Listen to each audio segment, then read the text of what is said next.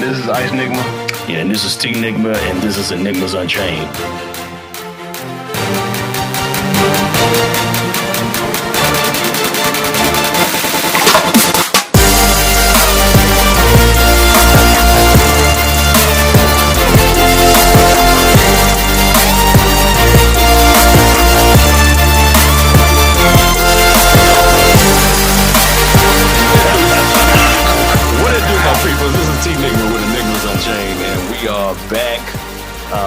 With our series premiere episode, and we're doing a new segment called What Ifs, where we take multiple genres and styles and we actually add a different spin to the story, the timeline that the actual events happen in. So this can be in anime, comic books, and even in music as well.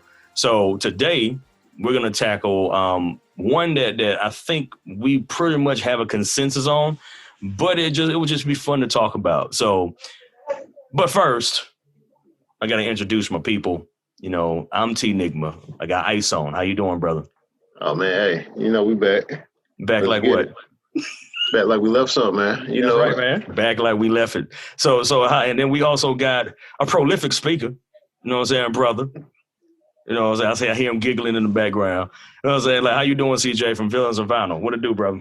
Hey, what's up, man? Villains and Vinyl, where hip hop and nerd culture collide. Follow us on Instagram. Listen to us wherever all podcasts are. Thank you for having me back. Just had to get that quick promo. I was gonna tell you to go ahead and do it anyway. So yeah, like that's nothing but love, man. So actually, but before I head on, so on once again, we would love to get you guys feedback about any episode. So you can always email us at tenigma@enigmasunc.com.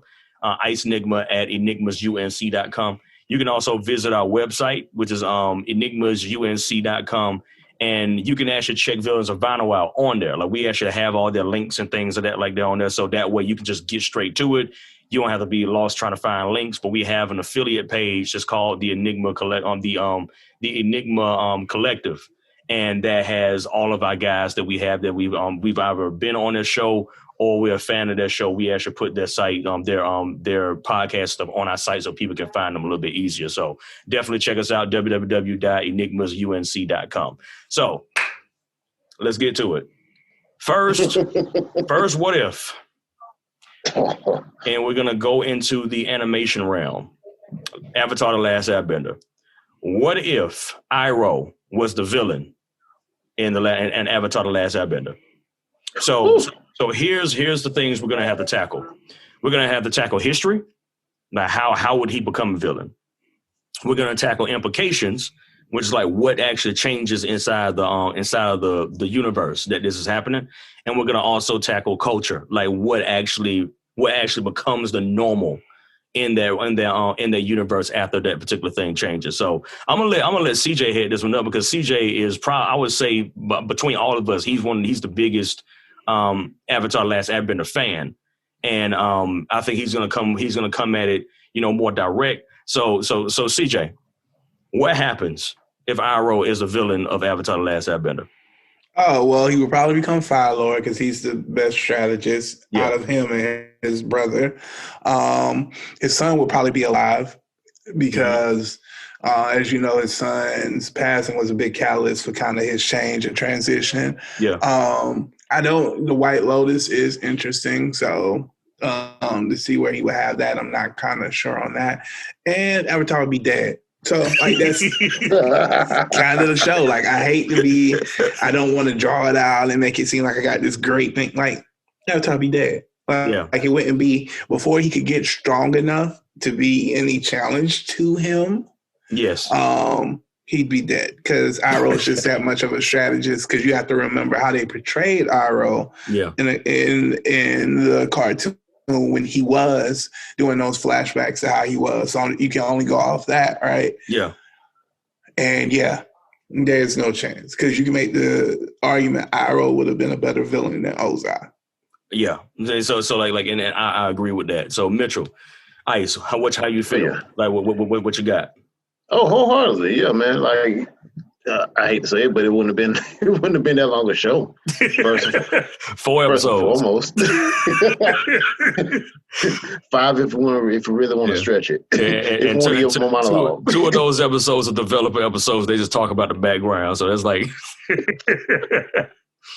Well, yeah, man. But yeah, like I agree with CJ. Like, Iroh's son passing was I think that's what broke his heart, and that's what really made him decide to become a better person, become a catalyst for good. Yeah. As opposed to doing what he was doing.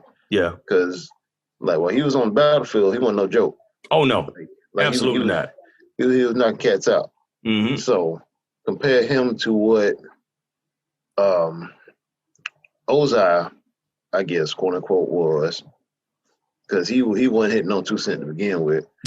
He wasn't. In my opinion. He was a schemer. That's the best thing he had for himself. He was a schemer. I mean, like in the fact that his brother got older.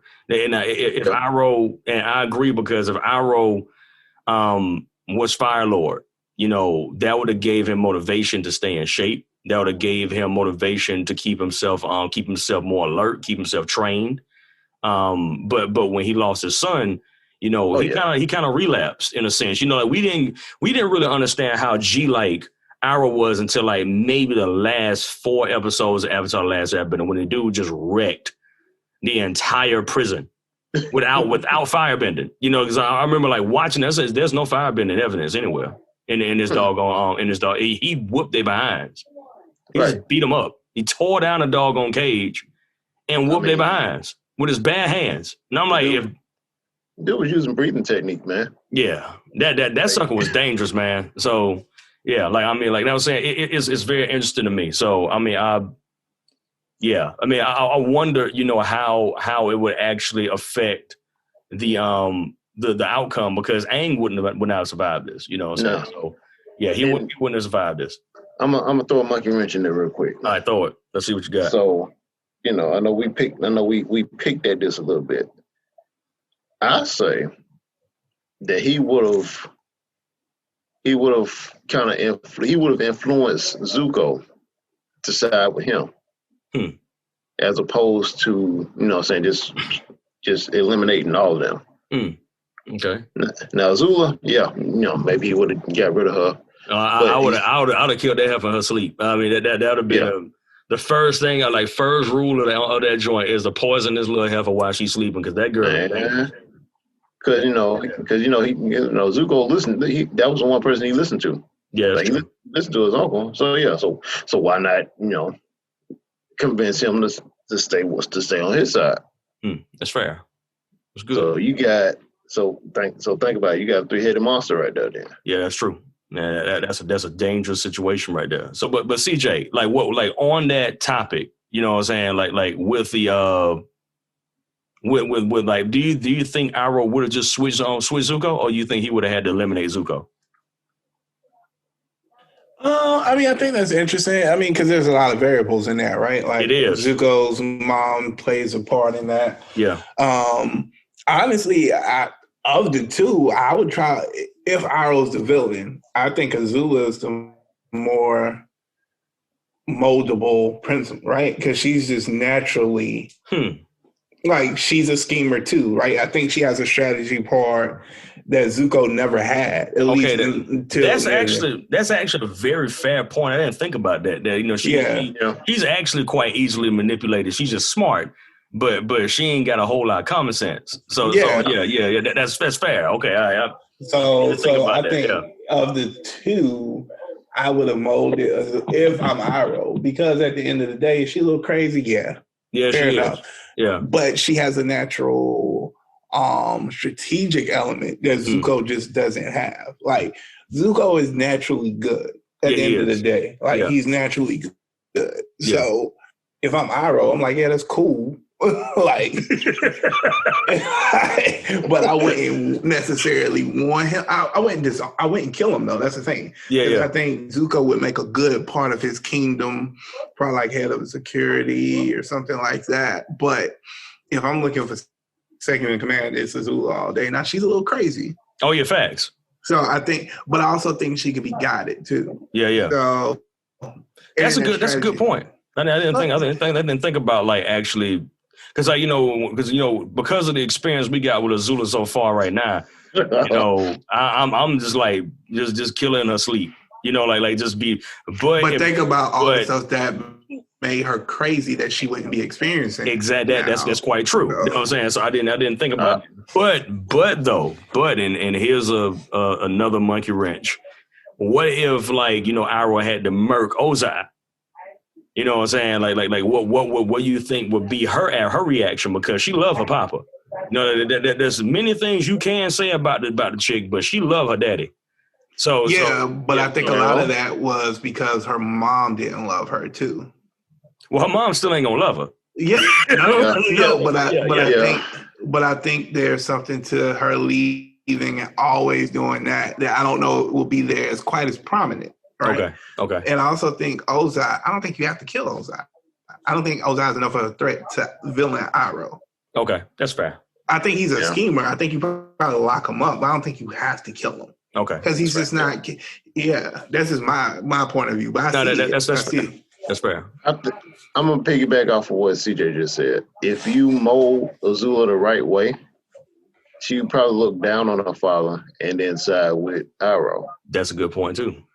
Because she was always like, well, pretty much if you don't side with me, then you weak. That is true. And Iroh would have been 5, 6, and like I said, a fit Iroh from the walls of Ba Sing Se beyond. If he was still I'm talking about like without his son still alive, he fit. I mean, he's like ring fit. Like he was at the very end. There ain't no way Ozai would have beat that dude. That dude could water bend. You know what I'm saying? So I was like that's a dangerous dude right there. He can water bend. He knew their techniques to create new techniques. Ozai wasn't making nothing new. Nah. Yeah, you know what I'm saying? So yeah, he was happy. He was happy as he could be. He was happy as a clown. That's right, man. So no, he ain't want nothing else. All right, so let's get this another shot. Ordinary fellow Jay, how you doing, bro? Hoping that the audio sounds better this time. We're good this time. Okay. All right. Yes. Good deal. So now, like we've already posed. Everybody has had the opportunity to answer this question. So, given like what do you think would have happened if Iroh was a villain of Avatar: The Last Airbender? Like we just getting your feedback now. Throw it in there. My name is Sean Bond, and this is Champions Material, a podcast that dives into different topics with great guests. We hope to make you laugh, make you think, and everything in between. Follow Champions Material on Facebook, Instagram, Twitter, and the official Champions Material YouTube channel. And never forget, whoever you want to be and whatever you want to be, always be the champion of it. That's Champions Material. Yo, this is Villains and Vinyl, where hip-hop and nerd culture and pro wrestling collide. This is CJ, one quarter of the coolest motherfuckers on the planet, and I'm here with... It's your boy Quinn, a.k.a. Mr. Internet. Your number 3, your AI, your Terrence, a.k.a. Tequila T. Number 4, fourth quarter to the dollar. Darkest dude you know was goody. And join us where we have conversations about everything from pro wrestling to hip-hop to the comic book industry. We're posted twice a week. We got VCW, which is our pro wrestling podcast, and then Villains and Vinyl, which is where we talk about everything under the sun. Hope you come through and listen. Thanks.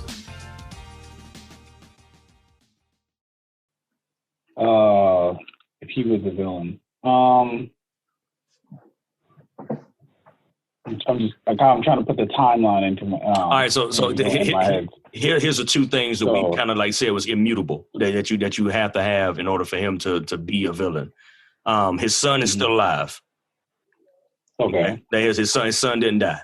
Like so he's allowed to go into full conquest, and he's also ring fit like he used to be. Like the way he was when he was.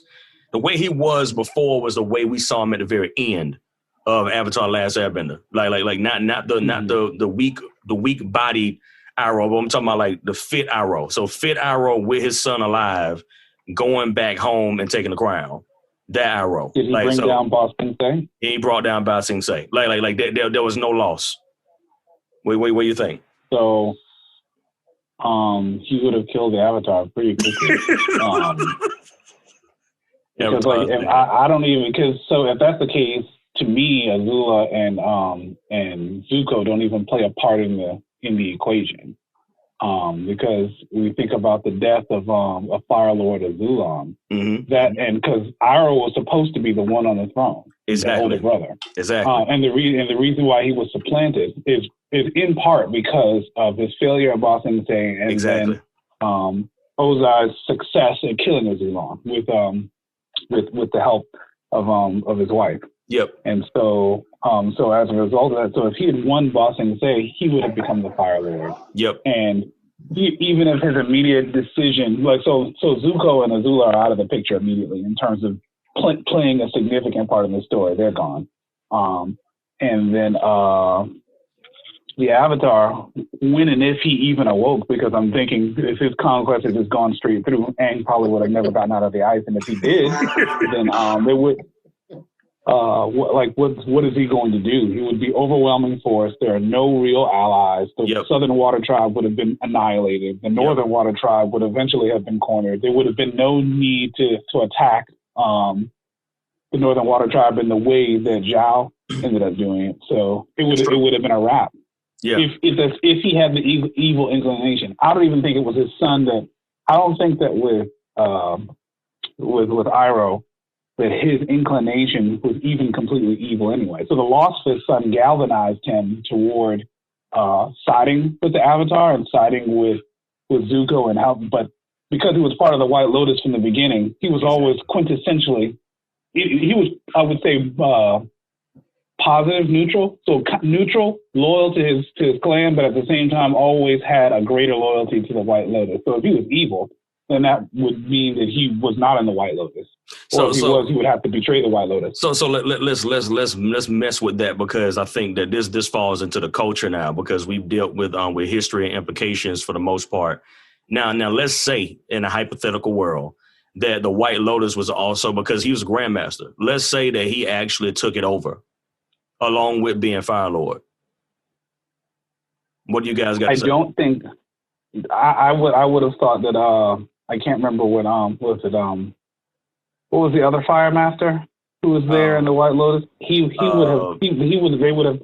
What's his name? I know he was the first even Avatar. I just can't remember his name off the top of the dome. Yeah. It would have really been because he was always the one that believed in balance more so than the rest of them. Yes. So I feel like he and Boomy would have become. They would have tried to find They would have tried to find Aang. Honestly, I feel like Boomy and I can't speak for the other two, but those two in particular would have really tried to find, because I don't know what Sokka's master, what he could effectively have done to a fully powered Iroh. Yeah, that's true. That's true. And then the Northern Water Tribe dude, he's powerful, but in all honesty, his only advantage over Katara was experience. That's it. Katara was a superior. I mean, she was a bloodbender and all that stuff. She was way superior to Homeboy. Yeah. He was the weakest member of the crew.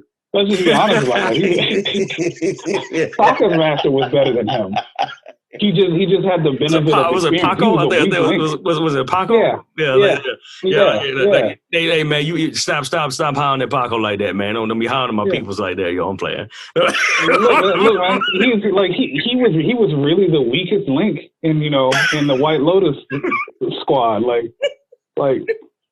He had the benefit of experience. I'm put respect on his name. He had the benefit of experience, and but the only two people there who were dangerous to Iroh at all, which was demonstrated during the when Sozin's comet returned and then they went into Ba Sing Se to clear out the Fire Nation. Mm-hmm. Look, homie with the Aang's first Fire Master and Boomy those dudes were thugs and really dangerous. Bruh. So I think how it would have played out is that the Aang's first master, he would have been killed for sure. Boomy would have probably escaped. He would have been killed. It would have been an epic fight, but he probably would have died. You know what I'm saying? And then I think Boomy probably would have escaped to try to find Aang. But in the end, I don't know what Boomy's going to do in the middle of the Antarctic Ocean. It's over. Yeah, that's the quite Avatar, true. the Avatar cycle is the only thing was, Aang would have come back, Aang would have died, and then they would have been looking for the next person in the Avatar cycle. And that's what I'm saying. Like the danger is, let's say if Iroh was crafty enough to like convince not just those, because the White Lotus was bigger than those people. You know, so let's say he was actually, you know, like CJ and Ice jump in. You know what I'm saying? Like talk to me. Like, how do you think the White Lotus would have actually affected anything? Because if Iroh was able to fully take over the Fire Nation and the White Lotus, you know, there wouldn't be no Avatar cycle. That's what I say. Spoiler alert. There wouldn't have been nobody. Like it's like they already knew where they were coming from. They're like, all right, cool, bet. All right, which tribe? All right, cool. We'll be there in a little bit. It's like they were the ones who greeted Korra. Yeah. You know what I'm saying? They greeted Korra and Legend of Korra. You know, so it's like if the White Lotus had flipped, then that's what I'm saying. Because I mean, everybody pretty much is in agreement with that. Like, dude was a grandmaster, so pretty much he had he was pretty much one of the voices in that whole situation. So plus the man had way with words. So that's right. It's charismatic, man. Yeah. And then, you know, boom, like y'all, like Julian said, them dudes were thugs. So all he had to do was say the right thing to Boomy. Yeah. And that was Zhang. That's right, Zhang. Okay. Zhang and Boomy would be the only two who would stand a chance at stopping Iroh, and if they failed, it's like no matter what, Aang's career is short. Like Aang is on some on-site ministry. Like this is true. He's on site. He is gone. This is facts. Out of there on site. CJ, what you got anything to contribute, brother? Oh, sorry. No, you good. Y'all all right? Like, I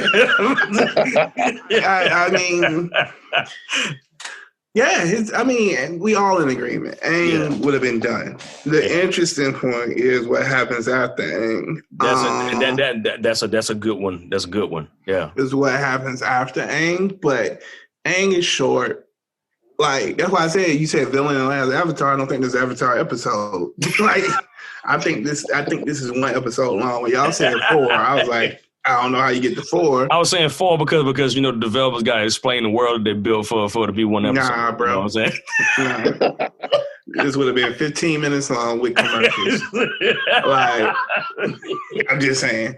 So, like, yo, I mean, like, on the real though, think about this joint. So let's say, like I said, you know, Aang is. I still have a gripe with that. You know, Aang was in a glowing iceberg that nobody saw for 100 years. I'm just not gonna get into that. But I just got a problem with that. But let's say, for the sake of argument, that you know, in this situation, the Iroh's people, you know, find Aang in the water. You know what I'm saying? Which I think is the most plausible thing that would happen, because they would be looking for him. You know, they would have been searching for him, and he would have been more clever. They wouldn't have just gone to the temples. They would have been hitting the oceans and stuff like that up a lot sooner too. So let's say that Iroh found Aang like 10, 15 years earlier. It's like, there's no Katara, there's no Katara, there's no Sokka. There's not, but he probably would have lost him if he had found Aang 15 years earlier. Then that would have given that would have given time for the next, because the next Avatar would have been physically older than Aang was and would have had time to either have been in hiding. It would have been a waterbender, and then if they kill the waterbender, who's next? So that's what I'm saying. So let's say if he found Aang, they know the next cycle is water. So that means that water is about to get waxed. Because they didn't have a whole lot of power. So 15 years prior, let's say they actually just found Aang in the water somewhere, and they're like, "I bet, just hold him for a little bit. Let's go over here and murk the doggone Southern Water Tribe. Let's get some people to the Northern Water Tribe. Now kill Aang." You know what I'm saying? Like now, props. You know, because I know they would probably try to find a way to write it out where there was like this one couple that like got on a ship somewhere. And they got away, but I think that Iroh would have been pretty precise about that. Like I think he would have dealt with that a little bit. Now let's burn, let's watch the water nations burn, and then let's knock off the Avatar. You know what I'm saying? Like kind of like the Bane style. You know, I will turn Gotham into ashes. But see, here's the thing. Here's the thing. I don't think that he would have ended up in the Northern Water Tribe. If I were to say where the next, if I had just to make the story interesting, he probably would have ended up in the swamp next to the Tree of Life, down there with the Water Hillbilly Water Tribe. Like nobody knew they were. Nobody knew they were there. You know what? Nobody did. That would be interesting. I'm just being real about the situation. Avatar: The Last Waterbender or something like that. You know.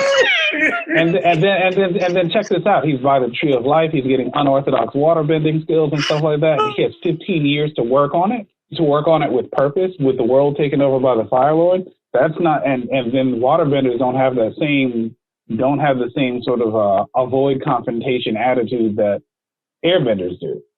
So like. It would have been a completely different story. So even if he went through all the avatars, Iroh's downfall was that by the time it was a firebender, let's say he managed to let's say he nixed the waterbender, then nixed the earthbender one, found him as a baby, was on some straight King Herod ministry there. Like the one avatar that would probably be the hardest for him to find would be a firebender, especially if firebenders rule the world and have, you know, colonies all over the place. So I think that Iroh would be the one that would be the most successful at ending the cycle. I think that Iroh's great achievement could be to end the cycle. But yes. He would either die an old man without ever finding out who the fire, once the cycle went back around to fire. He would either die of an old man waiting to find the fire avatar, or the fire avatar would eventually get him. Okay. That would be the hardest one to find. So I think he would either die a success or lose because he couldn't find him. Okay, I mean, I think that's a good hypothetical though. You know, like thinking about. I mean, like you just threw that like a whole new like a whole new scenario. I wasn't even thinking about the fact that like the let's say like Aang was taken out, that we would have gotten and he had knocked off the Southern and Northern Water Tribe. That maybe they would have actually spawned the waterbender in the swamps. That would have been dope because there was a whole lot going. I mean, there was a whole lot going on in the swamp though. I mean, like on the real, I mean, there's a spirit realm. Like I said, the Tree of Life seal is there. The Tree of Life is there. Everything is in there. So it's like that would have been. Oh man, I mean, that's a missed opportunity on this part, man. I would have had Korra. It would have been an unparalleled. It would have been an unparalleled water avatar. Homie, They've never had one like that before or after. I would have had Korra spawn in a swamp. I mean, like I didn't even think about that. I would have had Korra spawn in the swamp because like then her characteristics would make a whole lot more sense. It would make a little bit more sense. She would have been a very different avatar though. She wouldn't have had the same kind of personality. She would have a different appreciation of life. Yeah, all that. She'd be a different. It'd be a whole different vibe. You know what I'm saying? So I mean, that would have been a dope show. Like just having like the avatar actually being spawned from the swamp. That's actually pretty fire. Thank you for that. That was good. All right. So any other additions you want to add to this? What if? Are we case closed? Iroh wins. Oh yeah, he wins. There is no The Last Airbender show.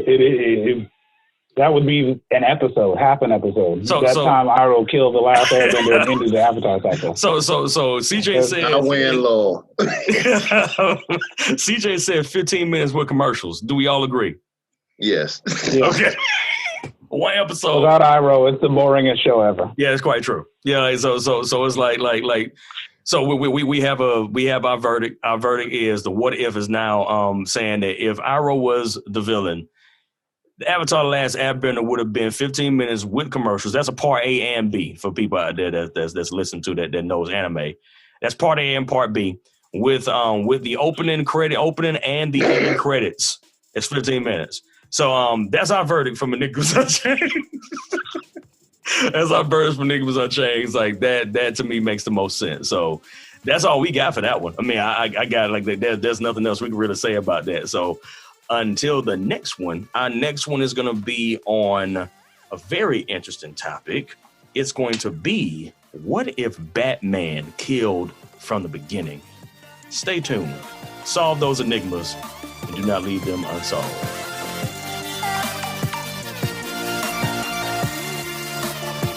We appreciate y'all for listening to Niggas Unchained. And if you like this podcast, please subscribe, like, and share.